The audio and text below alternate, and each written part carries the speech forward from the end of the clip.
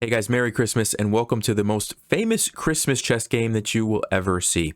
Actually, it's not really called the Christmas chess game. I just called it that. It's really called the Evergreen game, but I figured that was about as close to a Christmas chess game as I could find. So this is a game played in 1852 by somebody by the name of Adolf Anderssen, who was probably the strongest chess player of his time. And he had some beautiful games, including this one, which had this really nice finish. This is a relatively famous position, so you may have seen it before. If you have not, and you would like to pause and try to find the winning move for white, go ahead and do that. And then what we're going to do is go back to the very beginning, look at how this game started and how we led up to this really interesting position, and then we'll finish off by looking at the nice conclusion. Let's get started. All right, so here we go. We have an Italian game, and then after bishop c5, Adolf plays the move b4. Now, this is known as the Evans Gambit. Now, the point behind the Evans Gambit is that white would like to play the move d4 and get control of the center, but if you play it right now, black's going to simply take you. They have two pieces defending this. You have two attacking. You can't actually take it, or you lose your knight. And so because of that, the point behind b4 is to lure one of these pieces away so that white can play c3 and d4. Now, usually people will take with the bishop, and that's what happens here. c3, bishop goes back to a5, and then white did play d4. Now, the interesting thing is that the bishop sitting over here is actually pinning the pawn, so that if black captures, you can't take back with the pawn. And that's exactly what happens. And the interesting thing here is that most of the time when you do this, you actually don't really care about taking it back right away. If black does this, you just simply castle. That's exactly what Adolf plays. And the point is that, yes, if black wants to, they can simply take another pawn. And it looks like you're losing a lot of pawns, but in reality, you're gaining speed and development. You're castled. Black is not castled. Black has moved this bishop twice already, has moved this pawn 3 times. And because of that, you play the move queen to b3, and you get a really nice attack on black's king. They have to do something to defend the pawn, maybe queen to f6, but you can keep piling it on with like bishop g5. And basically, you get this really nice aggressive attacking position at the cost of a couple of pawns. But it turns out that it's usually pretty good for white, and it's very difficult for black to defend those kind of positions. So this player, Gene, I don't know how to say his last name, but Gene decided to play the move d3. And I guess the point is you're hoping that white kind of wastes a move taking back the pawn, and it gives you some time to catch up in development. However, Adolf says, nope, I don't really care about the pawn. I'm going to keep up the pressure. And we get a similar position to what I just showed you, attacking the pawn on f7. So black plays queen to f6 to defend. And now e5. So it's the same kind of idea as bishop g5, except using the pawn to harass the queen. Queen steps over to g6, and now Adolf plays the move rook to e1. It's not the best move in the position. Maybe rook d1 would have been a little bit better, but he's thinking ahead, and it actually works out very nicely for him in the game in the future. So rook to e1, I mean, you can't really go wrong putting a rook in line with your opponent's king. Even if there is a pawn in the way, if you ever have an option to capture, it's going to open up that file, right? So good idea, I think.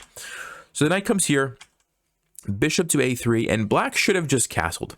It looked like he was getting ready to. He should have followed through with it. Yes, it's a little bit scary. You're stepping into this pin here, and yes, all of white's pieces are kind of aimed that direction, but it was still the best move, getting the king out of the center, and black is actually slightly better in this position. However, Gene decided to do something a little bit bold or wild. I don't know what you want to call it. He plays the move b5, totally just giving up the pawn. And the point is that he wants to use this for his rook to get some counterplay along the b file. And yes, you do get a little bit of counterplay, but after the capture and the queen moves, there's not really much else that's going on here. And so I don't know that that was necessarily worth giving up the pawn for. Anyway, the game goes on, bishop to b6. Adolf finishes development, and then he brings the knight in. Now, at this point, you can see the eval bar. Black's already in trouble. And, if they try something sort of natural, just like castling, white was going to simply capture on d3, lining up here, actually threatening to play knight to f6 check and win the queen. And so black would have to deal with that, maybe something like king to h8. But then white's going to simply bring this rook over, and white's in a crushing position. It's still not going to be good for black, but at least it's more normal and probably gives black better chances to defend. Black decided instead to play queen to f5. And it's one of those moves that sometimes people make these moves where they don't really know what to do, and so they'll make a move, but it doesn't really do anything. It actually hurts you. That's kind of what this move was. It doesn't really help black in any major way. like you're not even really threatening to take this pawn because, you know, for example, you don't want your queen to be there, right? Because of the check. Or even knight g3 is a good move. There's so many good moves for white here. You just don't want that to happen. So you're not even really threatening to take the pawn. So I don't know what this move is all about. But takes with the bishop. Moves the queen again to get out of the diagonal. Knight to f6. And this sets up what is, actually, after this move, this sets up what is one of the most famous positions that you will see. So Adolf brings the rook over. He sacrifices the knight because black is pinning the pawn.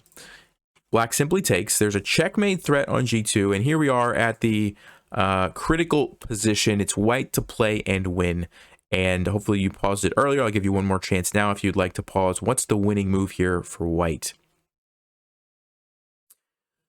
Well, if you had a chance to look at that, it has to be something with checks because black has a lot of threats of their own, including multiple different checkmate threats here.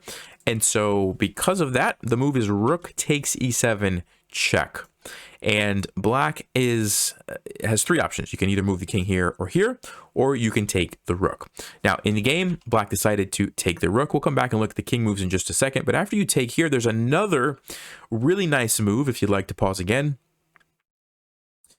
You had a chance to do that. Queen takes d7 check. It's an amazing move. Of course, the king can't run, or you simply take it with checkmate. Has to take you. Steps in line with the discovered check. And notice how white only has 3 pieces left. And he's already sacrificed everything else. Sacrificed the knight, sacrificed the rook, sacrificed the queen. And then you finish off the game with bishop to f5 double check, which is important because you don't want to allow the queen to take your rook. Now it can't because the bishop is putting the king in check. So the king has to move.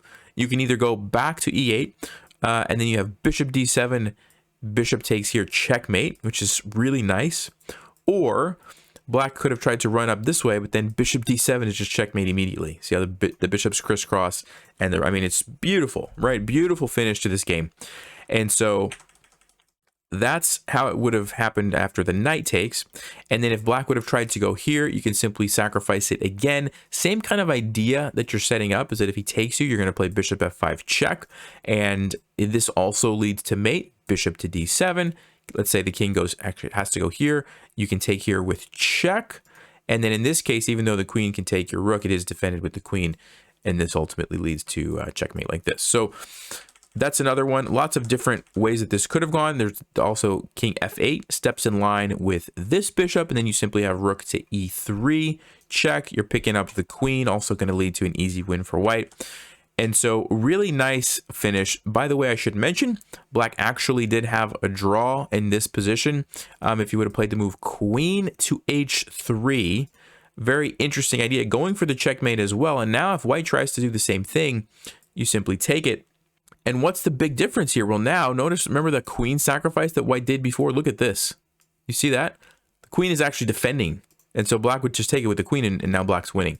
So very clever move here that Gene had. Instead of taking the piece going for checkmate, you go here because it's more important that you defend the d7 pawn against that crazy double, sacrifice, which obviously was a lot for a human to see. But anyway, that's the game. Super nice finish, pretty common position. I imagine a lot of you have probably seen this position before. If you haven't, well, hopefully you enjoy that, and that can be your Christmas present. All right, guys, well, to wrap up, Merry Christmas. And yes, there is a reason that I always say Merry Christmas instead of Happy Holidays. I think the reason that people started saying Happy Holidays is because they didn't want to offend people by saying Christmas. And as a Christian myself, I do believe the Bible. I do believe that Christ, Jesus Christ, is the whole point behind Christmas.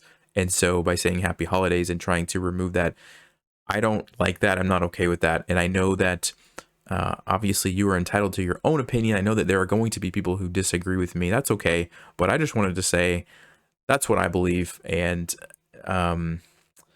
that's the whole point of the season. And so I just want to remind you, if you've never looked at a Bible, maybe check it out. You don't have to read everything. Go read the book of Matthew, first couple chapters. If you want to, hear the Christmas story. But yeah, having said that, I will talk to you guys next time. As always, stay sharp, play smart, and take care.